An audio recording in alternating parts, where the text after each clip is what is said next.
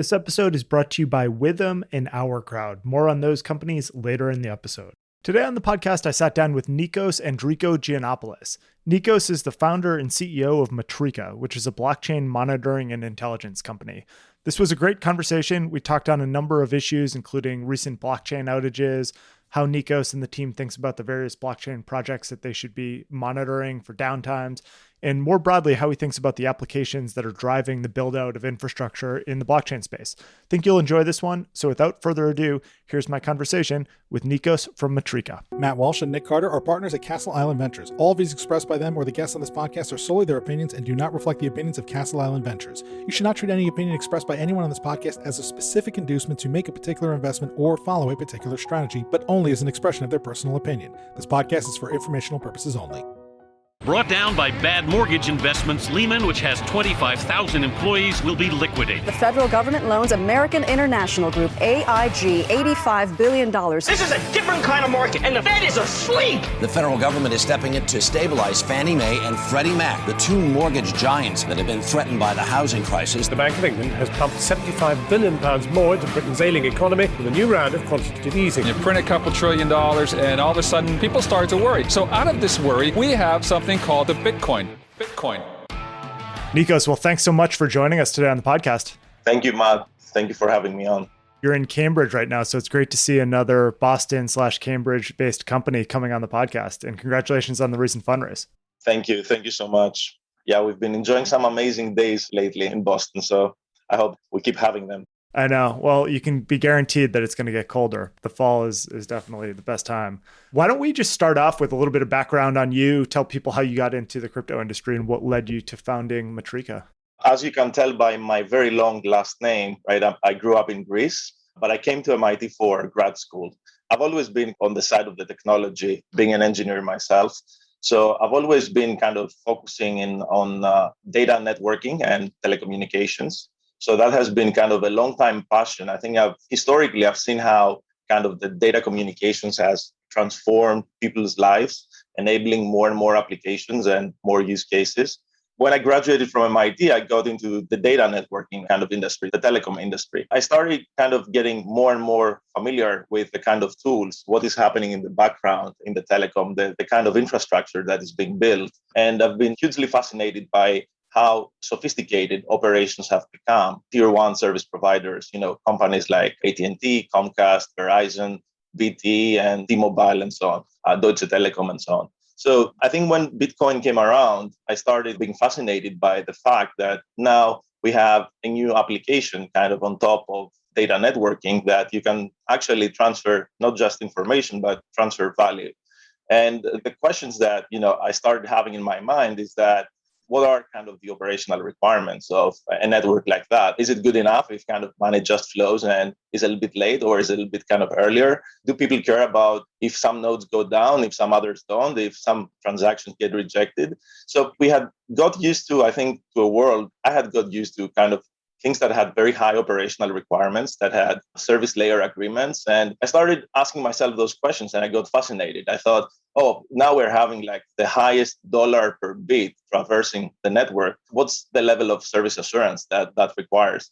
And that kind of drew me into the crypto space. It was basically those kind of fundamental questions of thinking at that level of sophistication that exists in the telecom industry, in data networking, what are the parallels and what is there? And I was actually fascinated at the beginning that, the answers I was getting was that it doesn't really matter. Those things don't exist. I kept digging, and that kind of drew me more and more into the space. If I recall correctly, one of the projects that you were involved with in the early days was Algorand. Was that one of the first networks that you dove into from a technical perspective?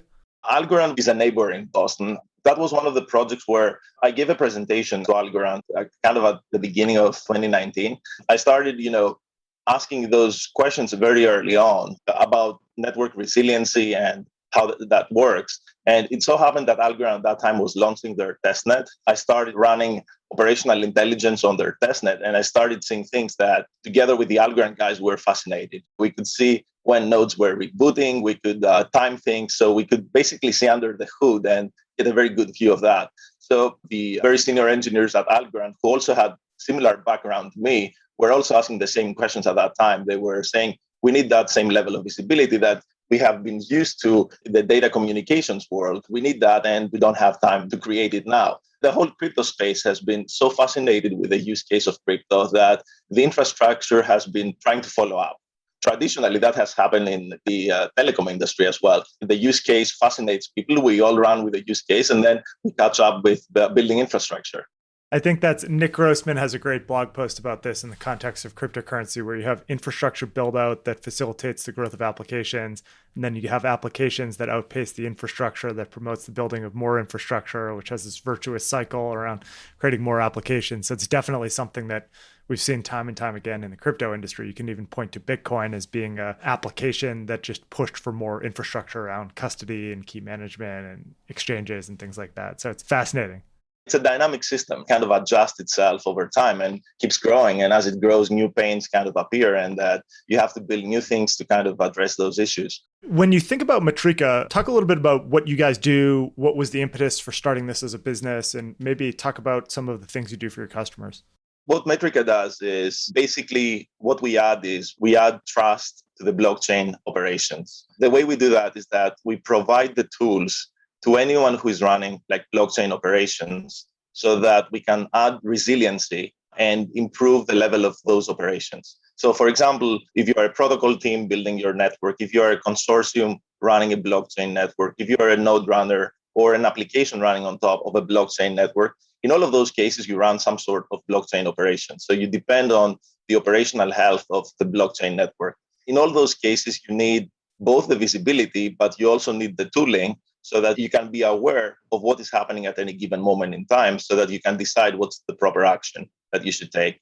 So for example, if you're an application and you're running on a blockchain network and the network is being upgraded at that time, you probably need to take some action because your transactions might not go through. Your users will start asking the question, what is going on? Similarly, if you're a node runner and you are either staking your node or you're making your API available to applications, you need to know at which level you are kind of operating. Metrika provides all these tools that basically add resiliency into the operations of anyone who's involved with blockchain networks. Would there be any kind of Web 1.0 or 2.0 analogous companies that would be doing this outside of crypto?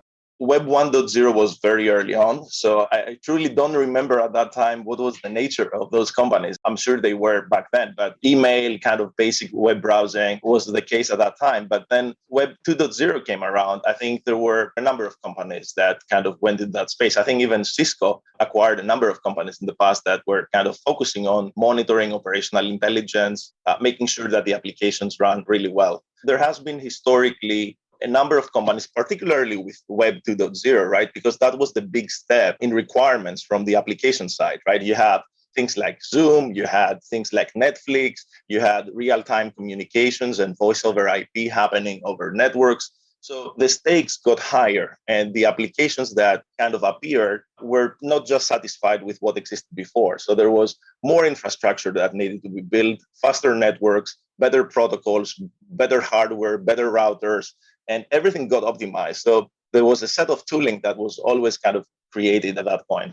One of the things that's continually interesting to me about startups in the blockchain space is how they think about customer acquisition from company side versus the protocol side. So you have a tool with Metrika that could be very well used on really any blockchain, but there's no centralized team behind Bitcoin. And so you're probably focusing on some of the service providers in that network versus some of the new layer one protocols where I suspect you could actually go right to the team and start to get an engagement going with the protocol. How do you guys think about that dynamic? It's a very interesting question. What happens is that there is exactly the mix that you mentioned. There is a mix where I think at the beginning there are kind of more entities that you can identify that you can work with. And these are the guys that are making progress on building those networks early on.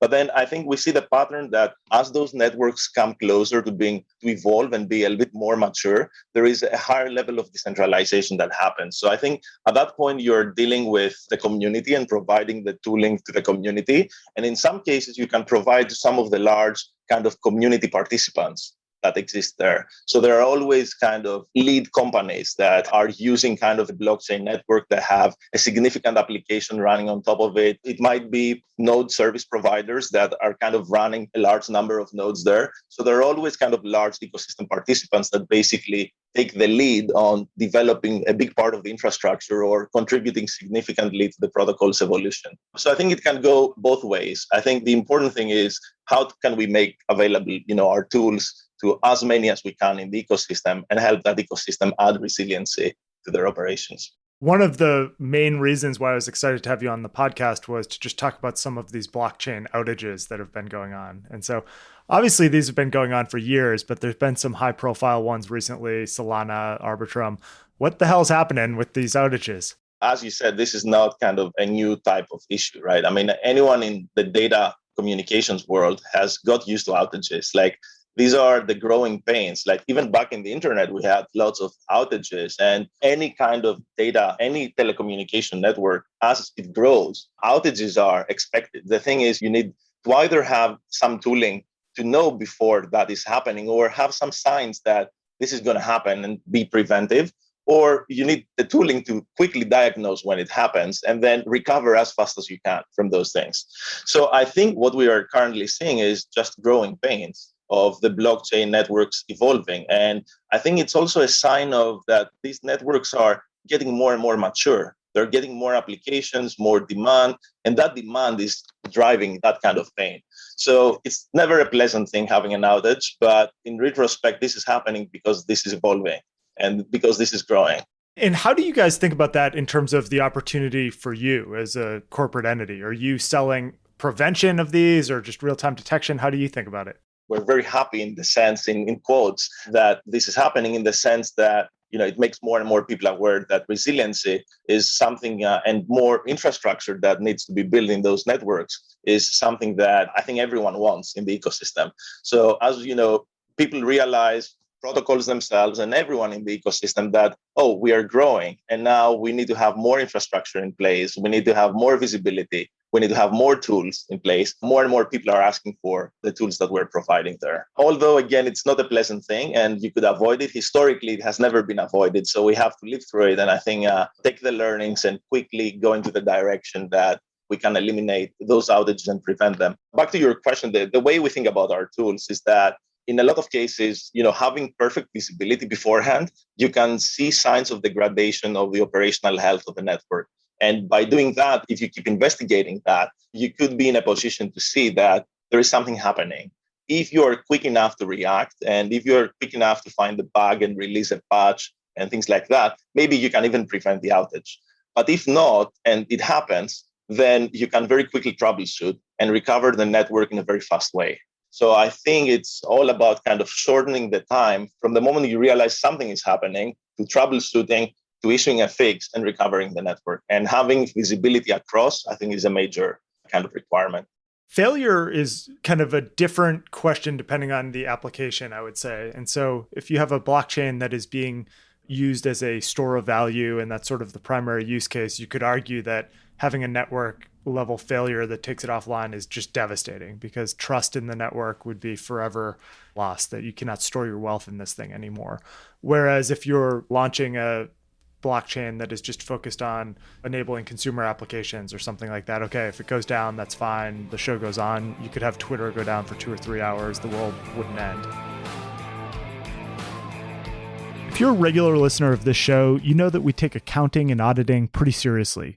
And that might seem a little bit strange in an industry that prides itself on the removal of intermediaries, but we think when it comes to digital assets, trust relationships with counterparties like custodians and brokerages is critically important. Withum is a top 25 ranked accounting, tax, and advisory firm. They have a digital currency and blockchain group that's working with some of the highest profile companies in the industry on things like tax advisory, financial statements, token sales, stablecoin audits, and much, much more. To contact their team, go over to withum.com/crypto. That's withum.com/crypto and get in touch with someone on their team. And this episode is also brought to you by Our Crowd. All around the world, tech companies are innovating and driving return for investors. Our Crowd analyzes companies across the global private market, selecting those with the greatest growth potential, and they bring them to you. From personalized medicine to cybersecurity to robotics, quantum computing, and more. In state-of-the-art labs, startup garages, and everywhere in between, Our Crowd is identifying innovators so you can invest when their growth potential is the greatest, which is early. Our Crowd's accredited investors have already invested over $1 billion in growing tech companies, and many of their members have benefited from the 46 IPOs or sale exits of their investments. Now you can truly diversify your portfolio by investing early in innovative private market companies at Our Crowd. Join the fast-growing venture capital investment community at ourcrowd.com/OTB. That's ourcrowd.com/OTB. So how do you think about some of the design decisions that go into building these blockchains as it relates to how important the application actually is that's running on it? I mean, it all depends, because if the outage lasts for days, for example, even if the application is not that important, as you said, you lose trust. If the application is more real time and there are users waiting to transact, or there is an application getting stuck and they need to kind of release a new mobile app that accommodates that. I mean, in all cases, I think what happens is that the game needs to kind of go a step higher for everyone in the industry. I don't think you can get away, even today, with having something that is very low performing. Like if you do something in Web 2.0, the tools that you're going to have, I think, and the infrastructure you're going to have are going to help you get to a much better place than the requirements of your application. The tools that exist out there will help teams, even with use cases that are not that demanding, step up their game. And if you look at kind of over a longer period of time, that might eliminate even the possibility of a small or a long outage happening at some point in time. For those blockchain networks that have even more demanding applications, that will definitely reduce the frequency and over time eliminate kind of those outages. It needs to be kind of a uniform step up, I think, across the blockchain networks and the tools that we have. I mean, today we're at the place where we don't have the visibility in the blockchain networks. I mean, before us kind of going into a network, in most cases, what we find is that we find individual kind of monitoring tools on certain nodes running in the network, some of them being completely blind, some of them being kind of having some visibility within their domain, but overall, nobody has a really good view of what is going on. So there is a very kind of common pattern when, a network goes down and your node goes down, that everyone goes on the forums or on Discord or on blockchain explorers and tries to figure out what is going on. I think from that state, going to a state where you have some visibility or a lot of visibility, I think it's a big step across all blockchain networks. I wonder if there's going to be different hazards depending on if you're a layer 1 or you're a layer 2 blockchain that goes down. And so if you're a layer 1, you could argue, hey, that's devastating, but you have the ability to stop. You have the ability to maybe even roll back a little bit. Whereas if you go down on a layer 2, we might be dealing with some catastrophic loss of funds here because the layer 1 will continue to hum along and the layer 2 maybe has some sort of catastrophic failure. Do you think that some of these layer 2s might actually be more devastating if they go down? On the one hand, I mean, there is the fact that some part of the stack is progressing if you're a layer 2, but on the other hand, I think you have much more control over kind of coordinating and fixing, issuing patches on your platform that can accommodate for that. I also think you might have the luxury of finding a way to very quickly recover, aggregate, and make up for those transactions. There is less coordination, I think, on layer 2, which can make it faster, so it can minimize that. But in all cases, I think from an applications perspective, what you would probably want is someone to go back recursively and kind of fix the issue. And I think both layer 2s have that ability. I think layer 1 is also kind of a more philosophical thing where you would have to do some kind of fork or where you would have to convince the community that this is for the better, it serves everyone. So I think you have to go through that kind of argument. My feeling is that in both cases, I think there are kind of tools that can help you. There are ways to kind of mitigate those risks. I think we're going to see more in the future when these outages, I think, are going to happen. And even at layer 2, they're going to happen. Possibly on layer 2, you could build redundancy as well, a lot of redundancy in that. So I think there is a different probably architecture and a different kind of design mechanism that can help you deal with those issues. It feels like a different kind of game plan and a different kind of mitigation strategy between the two layers. So when you look at some of these recent outages, Are there usually measures that these projects should have been taking ahead of time to prevent the downtimes? Or is it just, hey, we weren't paying attention to some routine maintenance thing and that sent it down? Is there a common thread there? I think the common thread is growing pains. I would say that these networks have been growing. There is some very demanding application that is driving demand. There is a bug in the code that is surfacing through kind of increased demand and different profiles of demand. But there is also, I think, a very kind of consistent pattern where there is infrastructure that needs to be built in those networks that they haven't yet had the time to put those things in place. I think, as we discussed prior, the use cases and the enthusiasm around the networks and the growth that they're experiencing goes kind of before the development of the infrastructure that needs to be put in place. That's what we see in most of those networks. So adding resiliency and adding operational trust by building more infrastructure, I think is the way to kind of combat that. The higher we go and the more applications we have and the more demanding they become, the more infrastructure needs to be built. That's the common pattern. And all of the cases that you mentioned, I think the protocols are very much aware of the need to build infrastructure. It's just a matter of, I think, prioritization and the crazy speed at which these networks are evolving. One of the infrastructure categories that's really emerged here is the node operators, the node service providers. What role do these folks play and how do you guys engage with them? They play a very critical role in the blockchain ecosystems. Node hosting providers have helped tremendously grow the ecosystems at a very fast pace. They've helped kind of the industry kind of quickly add nodes and kind of run it on behalf of many other parties. They fall into the same bucket, I think, of needing to build even more infrastructure, kind of get intelligence and monitoring on those networks. I think one of the common patterns that I see is that I think even node service providers have been using tools for monitoring and intelligence from the Web 2.0 kind of era. I think that comes down to the way of, at the beginning, when you try to kind of help a network and build a network up and quickly kind of add infrastructure, you use whatever tools you have available in the market. And I think what needs to happen there, and which is the case where a kind of Metrika steps in and helps, is that we provide the next generation of tools built specifically for Web 3.0 and blockchain networks that can provide you that level of operational intelligence and monitoring that you need in a blockchain network. I think a very common area as well there is that node hosting providers have visibility within their domain. And I mean, we've seen cases in the past, for example, when the Infura outage happened, where the rest of the network was progressing, and that it was really within the domain of Infura that kind of the issues were constrained. So I think that opens everyone to the realization that we need to have visibility across the entire blockchain network and not just within the domain. It's not the equivalent of just AWS here, but it's kind of the broader internet that we care about. One of the things that I'd be curious to get your point of view on is just how centralized some of these really back-end systems are. And so are some of these blockchains being deployed on systems such that if one or two Web 2.0 cloud providers were to go down, it would really impact the blockchain? Are there layers of centralization in terms of deployment of these systems that general public might not be aware of? There are many different types of diversity that these networks introduce. Like there is geographical diversity, there is kind of some separation between the systems. But to your point, it comes down that there is indeed like a single entity that makes the decisions across that ecosystem. And I think that historically, when you look at the evolution of lots of kind of applications, there have always been kind of lead developers, even in the open source world, right? I mean, what's the risk of a lead developer kind of not showing up the next day and the project not progressing? But I think the lead developers play kind of a very big role in kind of evolving the project.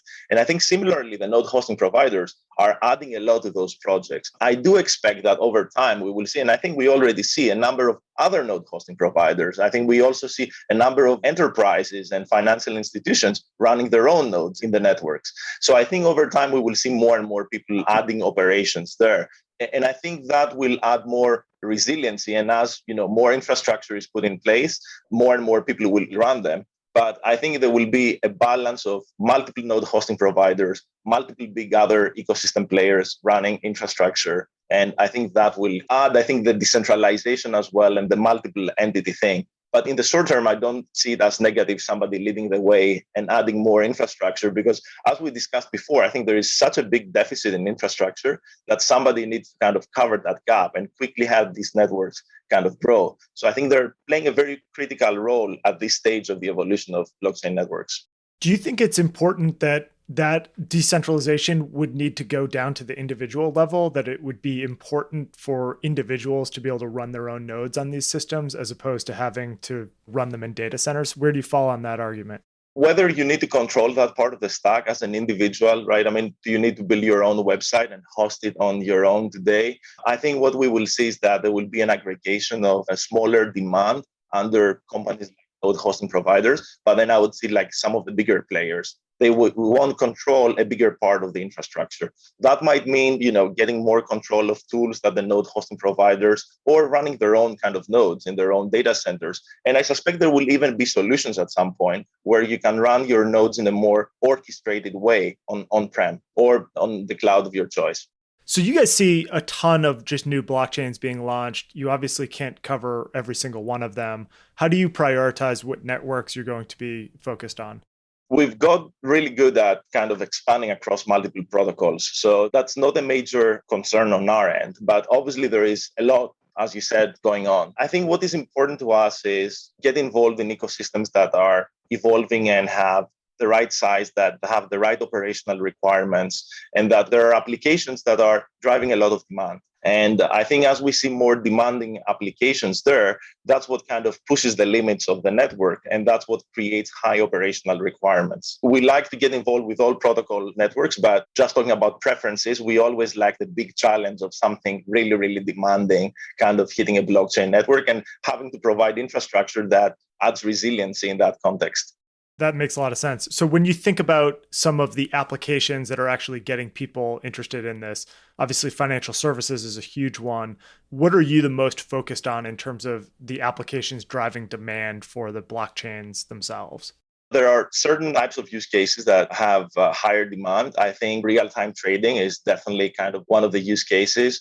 I think gaming has historically, even when we look at kind of the telecom history and the data networking history, kind of driven demand. I remember the early days of Facebook where the Zynga games were driving craze and driving demand on the platform. I know that GPUs were created for the sole purpose of gaming. So gaming has played a very interesting role in driving requirements. I would see, for example, gaming is one of the kind of use cases that excites us there. I expect over time there would be kind of more real-time applications that have to do with communication, with live exchange of assets, like chatting and communications between people that might be taking place on blockchain. These are some of the areas that are fascinating. How about some of the Web3 use cases, decentralized file storage, decentralized compute? Where are we in the evolution of that category? I think we've started seeing some of the newer companies leveraging that kind of infrastructure. But I don't think we've seen yet that reaching a level of size and criticality where, it has surfaced kind of in a big way on the radar. But I do expect that pretty soon, I think some of those applications will start getting more and more traction. And as they do, that level of trust in their operations will be very, very critical. At the POC stage, I think a lot of things work really well and they prove the use case. But then over the scaling part of that, I think that's where you come up against those operational requirements. As we talked about, the application goes before, and I think people get excited about decentralized storage and the applications kind of start using it and they prove they have a different architecture and a differentiated product in the market. But I think that the challenge there is how do you scale that once you start getting users and once you start getting traction? One of the fascinating things here is that you have a lot of layer ones that are ostensibly doing the same thing. They're sort of focused on the same addressable market. And if you use an internet analogy, you had TCP/IP and OSI, and eventually you had a convergence, and there was sort of a network effect that built around one. But with layer ones that have tokens attached to them, there's actually no financial incentive for the team to just say, hey, we're throwing in the towel and we're going to start building on ETH or Solana if you're a rival layer one. So how do you see this L1 landscape evolving? And do you think that we'll see consolidation? I don't necessarily see the equivalent with TCP/IP. I think that's only the networking piece that kind of applies to that.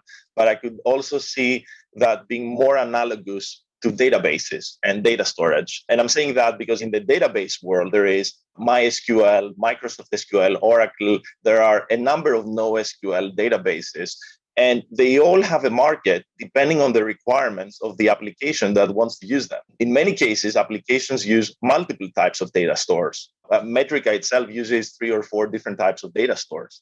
So the application here and the requirements they have can be addressed by different types of blockchain networks.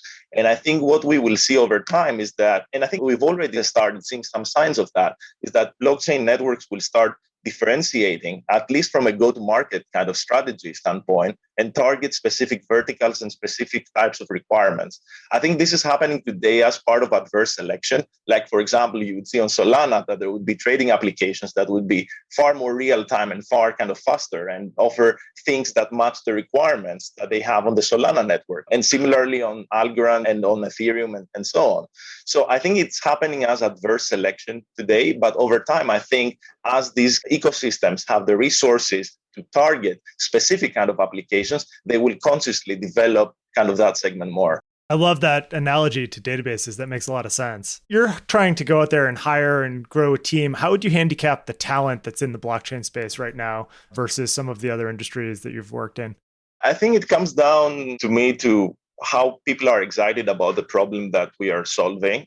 So I think there are always, in our case, I think we kind of get to attract and kind of talk to people who realize that infrastructure plays a critical role.